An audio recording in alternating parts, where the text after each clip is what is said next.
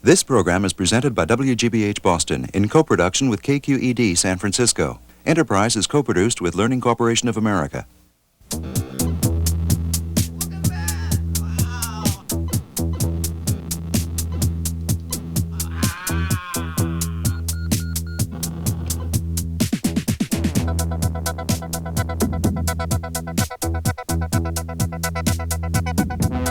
For this man, work is sometimes play. He's the president of a new contender in the home video game wars.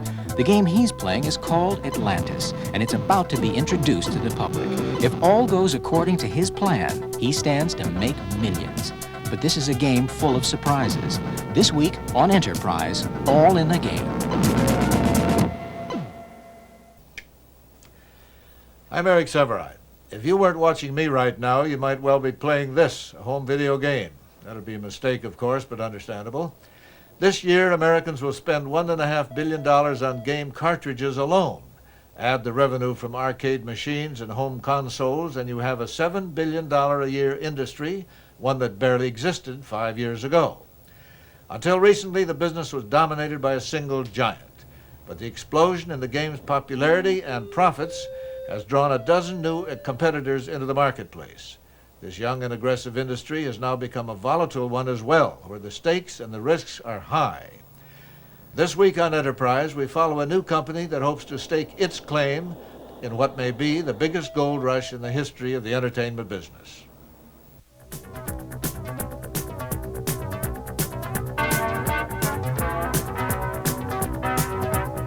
For Bill Grubb, a new Mercedes is not just a luxury, but part of the trappings of success in California's Silicon Valley. The son of a New York City cop, Grubb first came west in 1979 to work for Atari as vice president of marketing and sales. By 1981, he was convinced video games were a bonanza and that he should stop making money for Atari and try making it for himself. The result was a new game company called Imagic, with the 38-year-old Bill Grubb as president. He founded the company with 3 partners who had an average age of 28. I finished my game. Oh, I don't believe it. Brian. Honest to God. Brian Doherty, 26, was a video game designer and engineer for Mattel's Intellivision. Decided to drop out the Dragons, No so I don't know what we're Oh, going we to have do. to change the name of the game, yeah. Jim Goldberger, 28, was a marketing analyst for Mattel. In the latest issue of video games, Dennis COLBOL, 32, came with Grubb from Atari, where he was a game designer and supervisor. Hi. $27.99? What made the partners so eager to go out on their own? The industry's dazzling sales figures, expected to top $3 billion this year, more than half of it in software, the game cartridges themselves. The backbone of the business is a growing army of button-pushing kids who vicariously pilot spaceships, battle dragons, slalom down mountainsides, sack quarterbacks, demolish race cars, catch fish, or even bid no trump at bridge. This subculture of video game fanatics is huge, as are potential profits, and Bill Grubb wants a piece of the action. I want Imagic to be the best damn software company that's available in this marketplace. I want our people to have the opportunity to grow, to be challenged, and I think we all want to be able to participate in the riches that those things will afford us. But to get those riches, Imagic first needed games. So Grubb raided Atari and Mattel for more game designers and set them loose. This mothership, it's like orbiting around the Earth, but it doesn't have the fuel to land. And all these small ships are traveling down to try and attack. Not another space shoot 'em. Brian, they sell. I'd like it to be a space shoot 'em up. You can just pick up the controls and start firing. But I'd like it to progress and have more and more options as the play progresses. Well, as we all know, space shoot-em-ups really have been the hottest for the last year and a half. Let's take a... Most of our designers are in their 20s. Our marketing people are in their late 20s, early 30s. People have to, I guess, have a feel for that younger generation, for what turns them on, what gives them fun. Oh, we're making this an IntelliVoice cartridge, I guess. I got to tell you, on this trip and stuff, you know, we played B-17, and it's a kick. I mean, it really is. Mattel Electronics presents B-17 bomber. You know, it's really kind of. It's no secret that I was working on voice when I was at Mattel, and it's a well-known fact. Why never knew that, Brian? all right. But no, I mean, I think that's the most important thing, is that if we do a voice game, making sure that the voice is part of the gameplay and it's not just another sound effect. You know, all I can tell you is what a 10-year-old boy thought of it, and he thought it was absolutely terrific. I mean, In January 1982, Dennis COLBOL hit on an idea for a space shoot-'em-up game based on the lost city of Atlantis. In his version, Atlantis will be attacked by alien spaceships, which the player must shoot down. It was such a natural, because everybody knows what Atlantis is. Everybody's heard that. That's good mythology. The bulk of COLBOL's early decisions about Atlantis are worked out on a computer. The game will have a limited amount of memory, and COLBOL must juggle graphics, sound effects, and the gameplay itself. Technologically, you can't always do what you want. You find that you don't have quite enough memory, or perhaps the graphics just don't seem to come out quite right, or the colors or the sounds. And you find that many times you have to make sacrifices in one area to get some other effect or something else in. At times it's very fun. At times it can be extraordinarily frustrating. And there's a lot of pressure, an extreme amount of pressure, because in any business that generates as much money as this does, there's the pressure on you to continue to produce one hit after another, and that's not possible. After the preliminary computer work, COLBOL begins to design the look of the game itself. By February, he has a primitive version ready. These various blocks up here are going to represent the various alien ships that are going to come down and basically destroy Atlantis at the end of the game. Right now, I don't have the graphics for the ships yet, so I've just basically put in some blocks to indicate where the ships are going to be. And right now, they just kind of bounce from one side of the screen to the other. In the final game, of course, they will have much more realistic motion.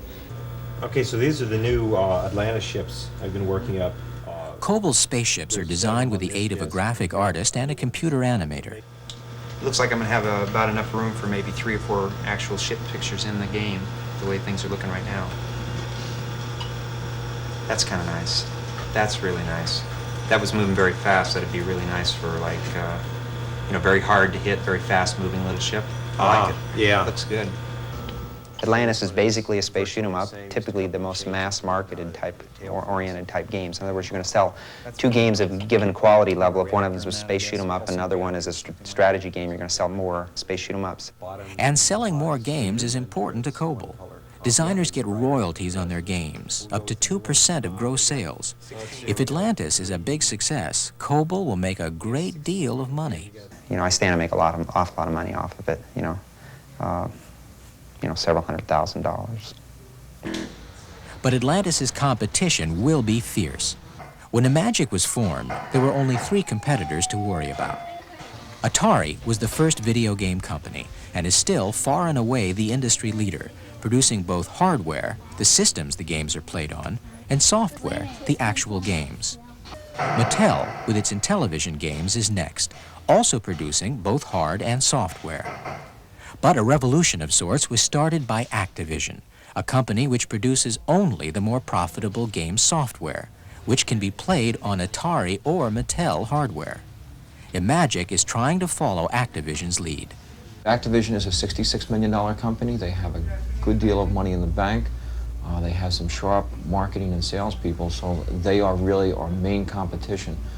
Activision's success spawned not only Imagic, but a host of other companies. You can see Spectravision, US Games, Apollo, Tiger Vision, Coleco, Parker Brothers, 20th Century Fox, Arcadia, Atari, Mattel, Activision. In fact, we even have a competitor that's right next door to us now, Data Age, as well as ourselves. We'll all be writing software for either the Atari or the Mattel system. As some of you were able to see, there's a new company called Arcadia, and they're using a whole different medium to store the game itself, and that in itself is frightening to me. I don't know whether it's a death wish or what it is, but that now opens up the whole arena for piracy to start happening. They're making it to work with any standard cassette. If they were to achieve any sort of significant penetration with the unit, they'd only sell one tape for, every several customers, because kids are gonna, take and make a copy over their friend's house. All it takes is an ordinary, you don't even need an expensive quality tape. I have some real concerns as to what this company is doing. Dennis COLBOL's major concern is still Atlantis, which by March is beginning to take shape. Okay, at this point in time, things are coming together really well. The cities have basically been positioned, as are the bridges and the various factories, and they're all positioned correctly, and I have the graphics in at this point. The ships are being launched, although the graphics are still being trashed out at times, which indicates I've got a problem I've got to fix. And the motion is starting to become like I envision it, but I'm obviously going to have to do some work on that still. Their shots are active, although they're not moving fast enough. I can see that right now. And they also don't come out right on the barrels of the guns, which means I've got to work on that a little bit. And then I think at that point we'll start to have a pretty good game. Imagic's first 3 games are released in the spring. Within weeks, one of them, Demon Attack, proves so successful that Bill Grubb raises his sales goal for 1982. Our plan for calendar 1982 was to do between $10 and $11 million. With the early shipment of product in March and April, we now feel very confident that we will be able to do at least $25 million in this calendar year. Grubb's optimism is also fueled by 10 new games scheduled for summer release, including Imagic's first games for the Intellivision system. These 10 games will form the heart of the company's Christmas sales push. Leading the pack will be Dennis COLBOL's Atlantis. In May, COLBOL has a prototype ready. Basically, you have bad guys or alien ships that start off in a high orbit, and basically they work their way down a level at a time, and when they reach the bottom level, they'll turn on a death ray and try to destroy one of your installations in Atlantis. And you have 3 bases by which you can defend Atlantis. There's a center base, which is your most valuable because it's easiest to time your shots to hit the bad guys, or the side bases, which you basically have to shoot an angled shot. It's much more difficult. I give you a lot more points for doing that because it is more difficult. And we can actually go ahead By now, the game is ready to be played. On the first wave, it's a wave-oriented game. The ships, they start working their way down. They're pretty slow, and basically I'm using the center base because it's very easy to hit them. And I'll use a side base here to get some of the shots. And as we progress through the waves, the ships will start to speed up. And as they work their way down, you tend to lose portions of Atlantis. And what happens is I've got 5 installations here left. I'll let them go ahead and take me out here. As you can see, it gets pretty frenetic in the later waves here. After development, Imagic's games are usually tested by kids while they're watched through a one-way mirror. Okay, big smile over there on that one. You like that? Neither one has looked to the other one yet. I mean, to blame the other one for missing. Yeah, that's right. Game's over, guys. Okay, so what did you think of that game? Wow. Hey, that says it all. Blowing up Hey, baby. What about you, John? What do you like about it? I like the way it's detailed. Everything looks detailed and realistic. What about We you, have 'em Mark? Is hooked. there anything- If the game seems like a winner, the next step is production. The production process is a simple one. The brain of each Atlantis game is a microchip and circuit board, costing about $3. The chips have been manufactured with the Atlantis program built into their memory. They are then merely placed in plastic cartridges, and a game is born.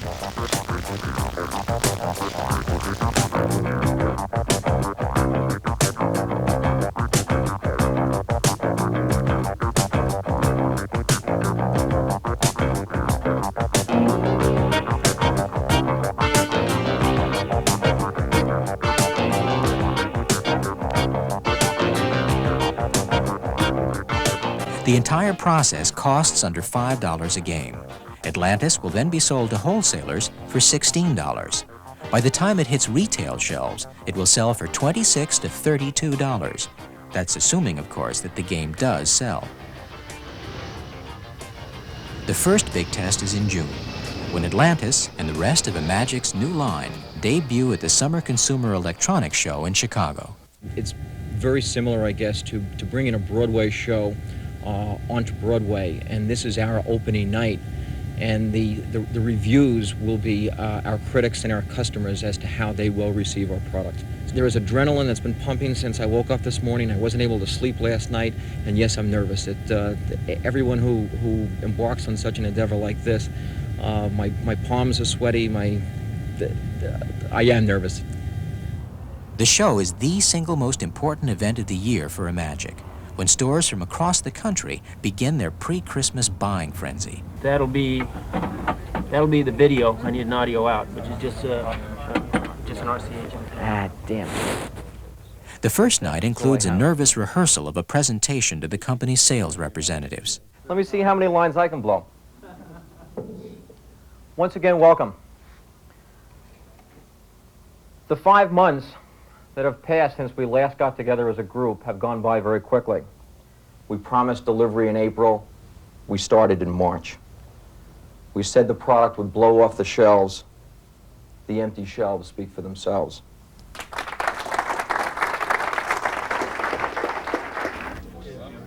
The sales reps are then introduced to the new games.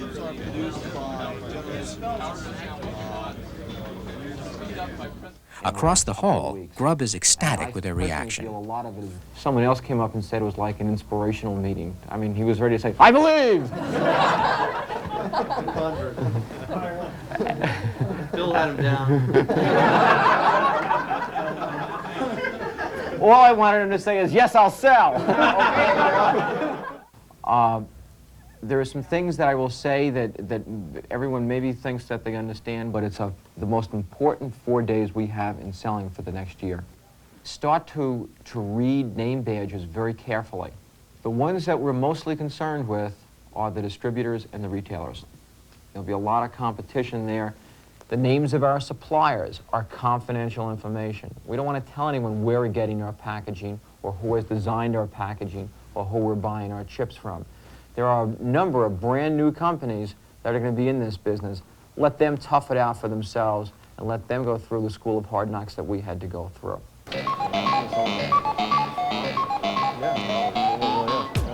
The show is also an opportunity to find out exactly what the competition is up to. I got a pocket full of quarters and I'm headed to the arcade. I don't have a lot of money, but I'm bringing everything I made. 'Cause I got Pac-Man fever. Pac-Man fever. It's driving me crazy. Driving me crazy. I got Pac-Man fever. Pac-Man fever. I'm going out of my mind. Going out of my mind. I got Pac-Man fever. Pac-Man fever. I'm going out of my mind. Going out of my mind. Between 3 and 6 o'clock in the evening, late afternoon, you have a great deal of kids watching television then. They don't Business at the Imagic booth is booming, with Grubb doing much of the selling himself.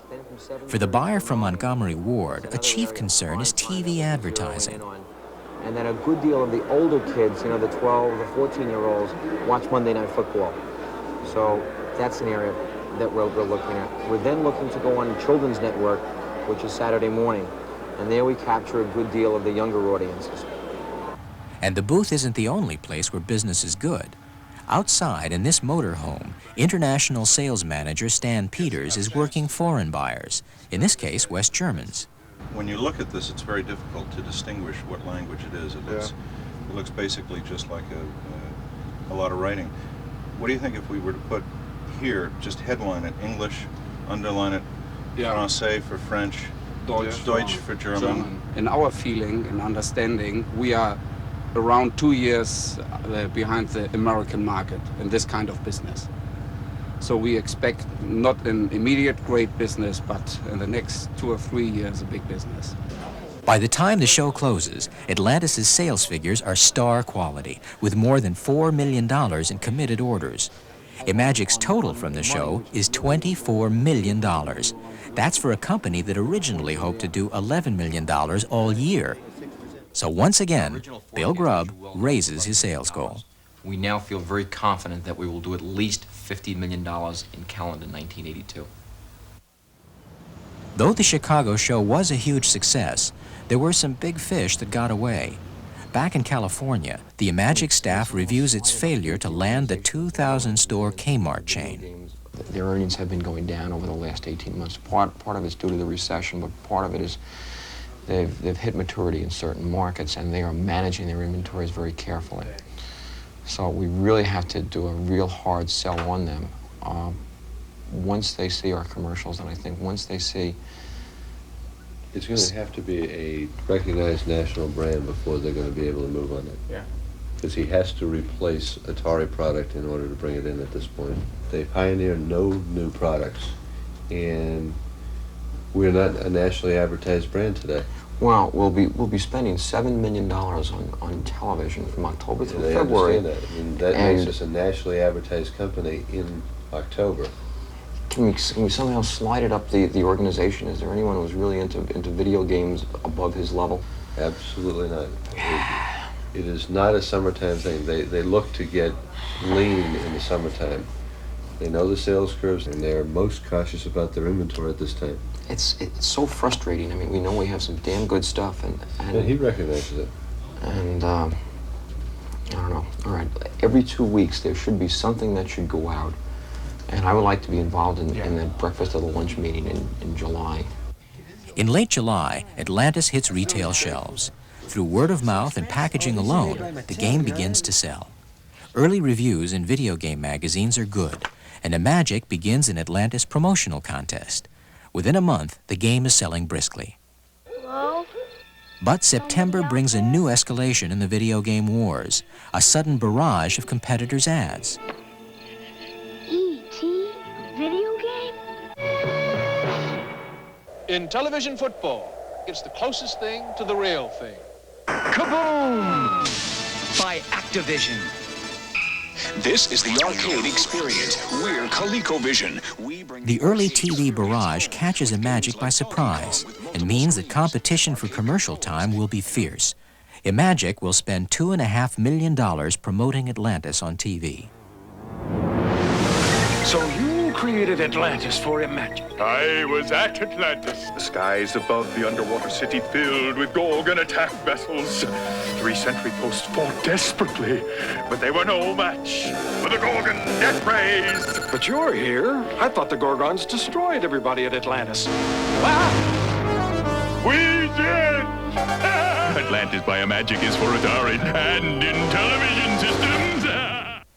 But Atlantis has already drawn a sizable following.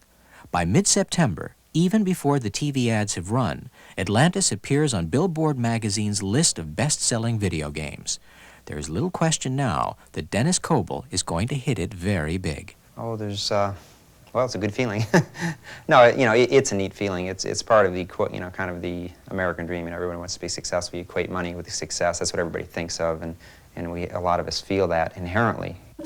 Though not as successful as Atlantis, Imagic's other new games are also doing well. By the end of September, the company has already done nearly $40 million in sales and seems likely to top even Grub's $50 million sales projection. In less than a year, Imagic has emerged as the #2 software-only producer behind Activision, and there is already talk of shooting for #1. Investor Frank Caulfield, who put $1 million into Imagic, is on the company's board of directors. People don't like to be too overtly competitive, but I think clearly, as a director of Imagic, I'd like to overtake Activision. Why? Just for fun. On November 3rd, Grub assembles his employees. In a move at least partly designed to beat Activision, Imagic will make a public stock offering in December, the first software company to do so. At 7:30 this morning, the Security Exchange Commission received a registered letter from us with a registration statement requesting that we be able to sell our stock on the public market.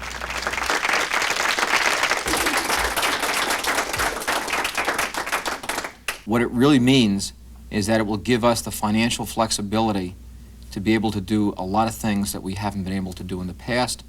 It will give us an opportunity to have the recognition within the public of who we are, and hopefully it will give us all the ability sometime in the future to be very much aware of what our own personal net worth is. Going public is also the first step necessary for the investors and the Imagic staff to take profits out of the company. What was the opening price, Bill? We're looking for an opening price in the $15 to $17 price range. At an opening price of $15 per share, Frank Caulfield's $1 million investment 18 months ago could be worth nearly $50 million. How happy is he? About as happy as I know how to be. It'll probably hit 100 million in sales faster than any company in the history of American industry. There you go. The mood of the founders is euphoric. There was never any doubt we would be successful. I guess the thing that has amazed us all is the fact that we've been successful a lot faster than anybody anticipated. I mean, we figured we'd put in several years and that we would gradually become successful. Bill Grubb's holdings in Imagic could be worth as much as $35 million. Brian Doherty, Jim Goldberger, and Dennis COLBOL could be worth about $12 million each. What I would like to say here is to the four musketeers. But 1 week before the public stock sale, Imagic hits a snag. Atari announces a slump in fourth quarter earnings, and Mattel says its Intellivision games will actually take a fourth quarter loss. The announcements cause a panic on Wall Street. The stock market drops 29 points in 2 days, and there is frenzied dumping of video game stocks. The negative climate forces Imagic to withdraw its stock offering. The setback is in part due to Imagic's own success. Sales of video games in general are still doing extremely well, but increased competition means that the profits are divided among many more companies. That's enough to create suspicion on Wall Street, and has at least temporarily soured all video game stocks. For Imagic, it means waiting for another day. There really is a strong feeling of disappointment. But we tend to feel that as the market conditions settle, we will be able to make a public offering sometime in the early 1983. This program was presented by WGBH-TV, which is solely responsible for its content. Enterprise is co-produced with Learning Corporation of America.